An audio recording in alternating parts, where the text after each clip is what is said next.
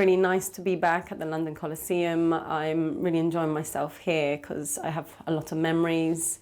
It's been, I think I was here for 8 years before I moved to Munich, and it's really nice to have this ambience again. And to be honest, I can also remember a previous version that we did with Hampy's version, and you know, there's so much that goes on when you develop as a dancer, as a person. I obviously started when I was really young, and I even was a student at some points as well, and it's nice to remember those memories of like, oh, I did that, I did that, I did that, and it's nice just to be happy, and I think there's a lot of happiness in just life, so it's been really nice.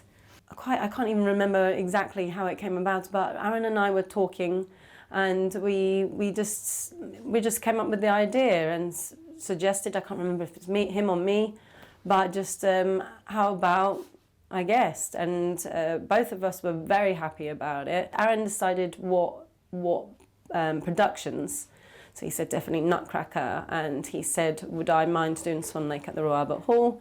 Of course, for me, the Royal Albert Hall is a very special place, and especially Swan Lake. It was my first principal full-length role that I ever did.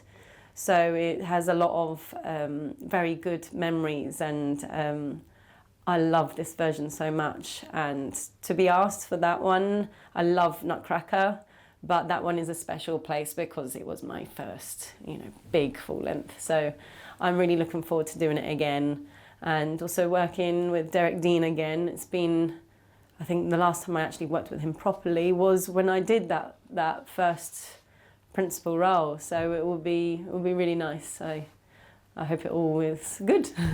So after being here, I think for about 8 years, my heart is always with English National Ballet. I love it so much, but I couldn't stop myself from wanting more, wanting something different, opening the wings, just learning. And I really wanted to do Don Q and Bayadère. Those were two big ballets that I really wanted to do. And in Munich, it happened that year that two ballets were happening, those two. And so I auditioned, and I went with my husband, and it all happened. And I'm very much of a person that believes if it's meant to be, it will be. And it was one of those things that just everything happened quite last minute, and it just slotted into place. And it just seemed right. So you make the jump. And to be honest, I was quite scared and nervous, but excited. It was everything all in one. And I'm really happy that I did, because I've got to do lots of repertoire that I would have never done. I've got to meet different people. I've learnt so much. And it's good to just have more experience and to know how other places work. And it was really good. I'm happy that I went.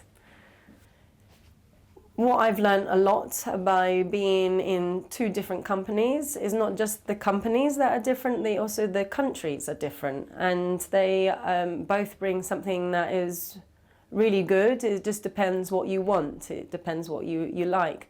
And in England, you tend to do a lot of shows in one hit, and you can get really into it, and you know the show inside out, and it becomes like even in your body. And in Germany, it's very much that you do a couple of shows of one, and you change and do a couple of shows of the other. And that can be very fresh, and you have to be really alert and very in the moment.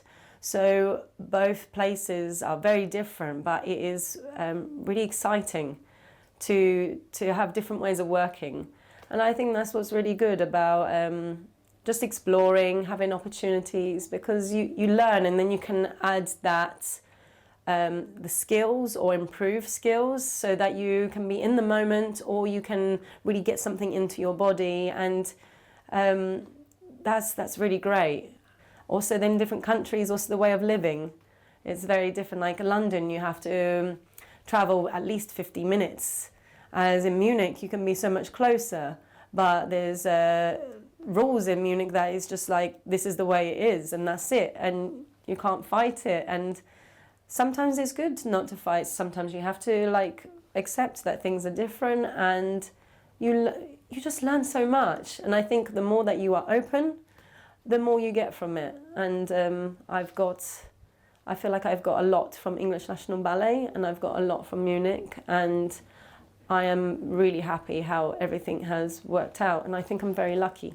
Both these roles, Juliet from Romeo and Juliet, and also the mother in Schmetterling, they're both very deep roles, and they're both a lot of acting, and I love story ballets, I love acting, I love this type of, you have a step, but it means so much more than just a step.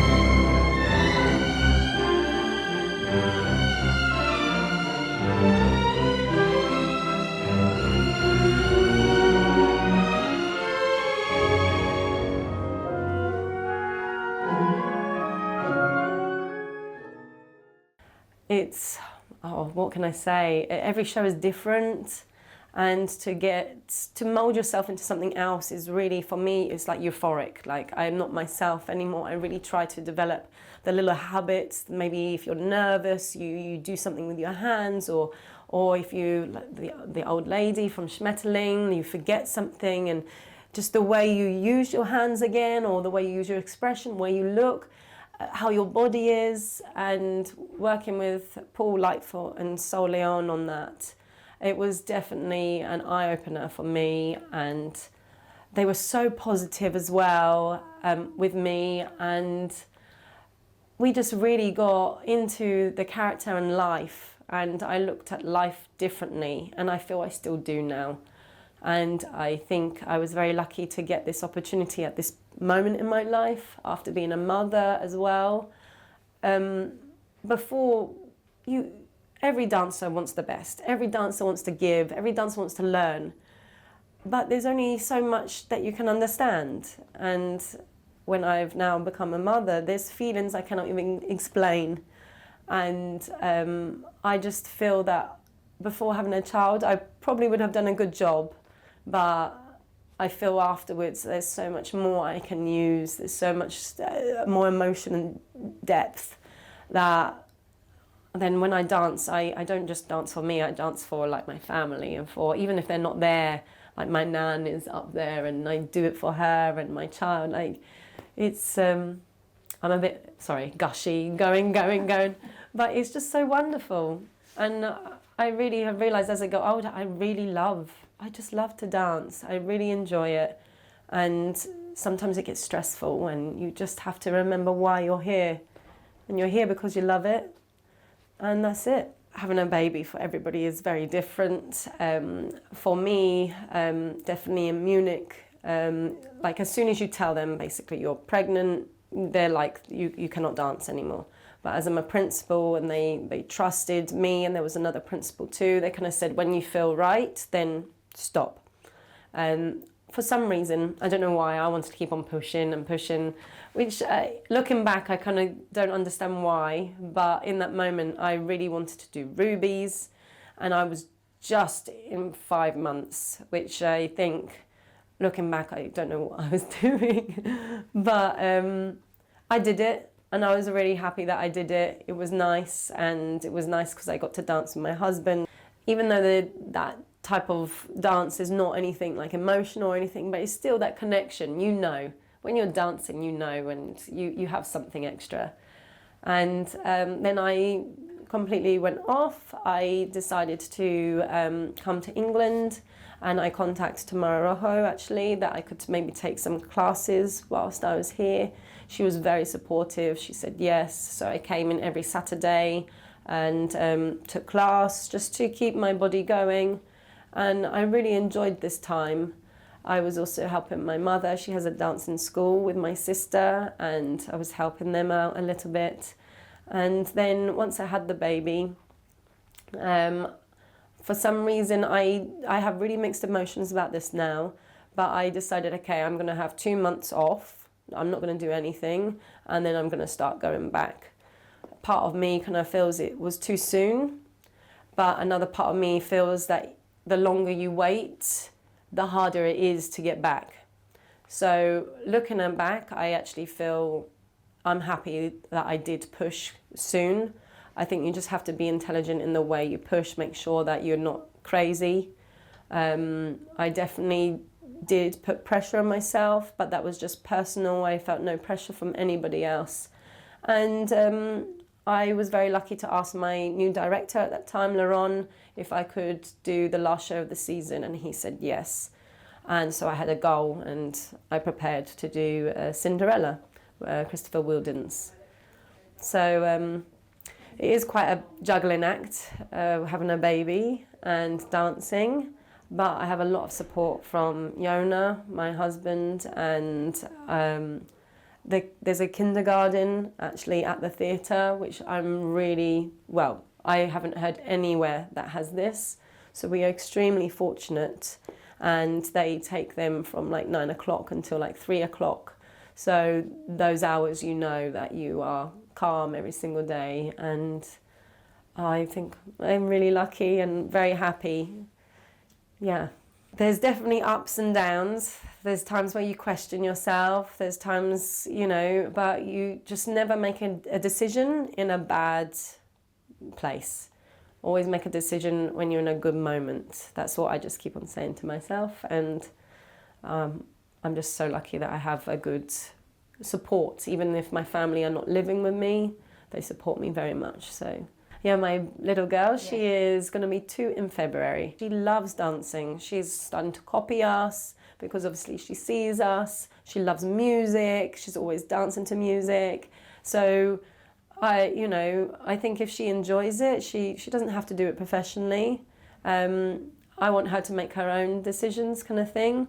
She's very strong-willed, very independent. She wants to do it her way by herself. She thinks she knows more than us already. So just have to make sure that she's kind and she's disciplined, and make sure that she's a kind person. That's the most important thing. Next year we're going to be starting with Onegin, which is one of my favourite ballets. It's so beautiful, and I really look forward to that. So that's in January. And then we have quite a lot of shows that we've already done this year. Tchaikovsky overtures, La Bayadère, Romeo and Juliet comes back. So we kind of have done the repertoire already, and we'll just keep on going, coming back to those ballets. It's quite nice to jump in and out, because some time away you look at it fresh, it's new, and just keep on going and just keep on trying to improve. And then I will be back for the Royal Albert Hall, Swan Lake, and then I will go back to Munich, and I think there's like a couple of more shows, and then we are into the summer. I have lots of little things that I remember, and even not to me. I remember Erek Mukhmedov saying to the boys that you're going to die on stage. You're going to be so tired. You might as well die looking good. Because, you know, in rehearsal, sometimes you're tired, you get to the last pirouette section and you give up. And I remember he used to always say, don't give up, go on, you know, it doesn't matter, die looking good. So I always remember that. I always remember also dance with your heart. One teacher used to always say to me, dance with your heart, because actually when you dance with your heart, everything goes better when you start thinking about the technique and this and that.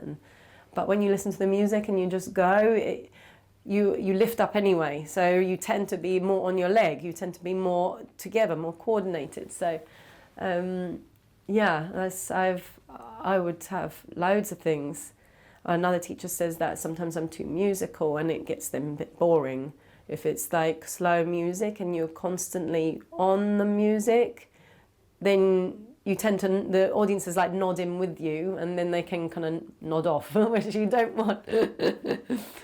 So she was very good at teaching me, like, yes, be musical, but sometimes you've got to make a little accent or just steal something from here to just make sure it doesn't become, what is it, the word, like you're going to know what's going to happen next. Predictable. Different stages, there's been many, and they all have personality.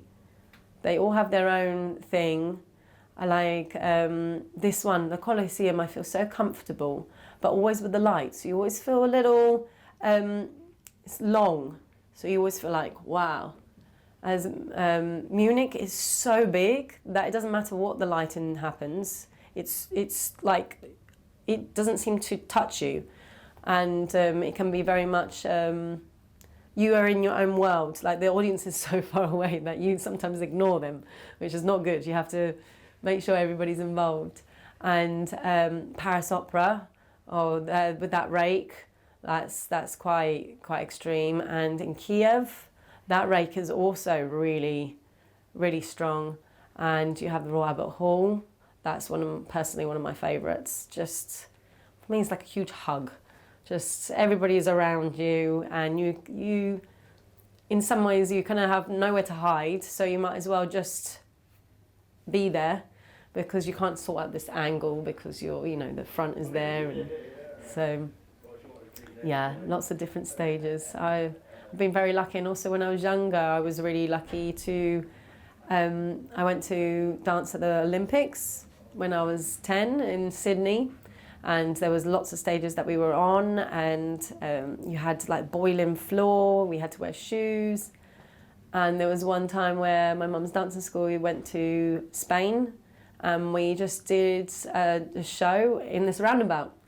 And it started off like nobody was there, and everybody came out the houses and they got their chairs and everybody sat. By the end of the show, so many people. That was something that I'll never forget. Really, really interesting. I would love to be an actress, but I have no idea how you get into that, really. I think you'd have to get an agent and you'd have to have experience. I don't know. But at the moment, I'm concentrating on Venice notation. I'm into that. It's amazing. I hope that I can keep on going and I understand it all and I become properly qualified and I make it to the end. But I think that I definitely want to be involved in the arts still. I want to pass on the love of dancing, of ballet, and I really hope that we will continue. Sometimes I get worried, where's ballet going? Is it still going to be relevant? Everybody seems to be a bit stressed about it, but everybody's taking it more into the contemporary aspect. And I really want like a new pure classical ballet, a new story. I want somebody out there to take the challenge, because I think it is really hard to make something that's brand new, a new story that we've never seen before. New costumes, new set, like everything new, and then also classical, pure classical is something that I think is very hard. But I would love to try and push that, because otherwise everything is neoclassical, everything is contemporary, like everything new is different. And I always have the question, is ballet dying? Like, it's definitely evolving, but for me it's not pure classical anymore. It is ballet, but it's neoclassical and it is contemporary. I don't see the ballet, so I do get a bit worried, and we see what happens in the future, but I still want to give back what people have given to me, and just remember it's not just about technique, it's about what you're saying, it's about touching people in the audience. You don't know what's going on in their lives, and just being human, in the purest, most beautiful line. it's a little bit hard, but yeah, I want this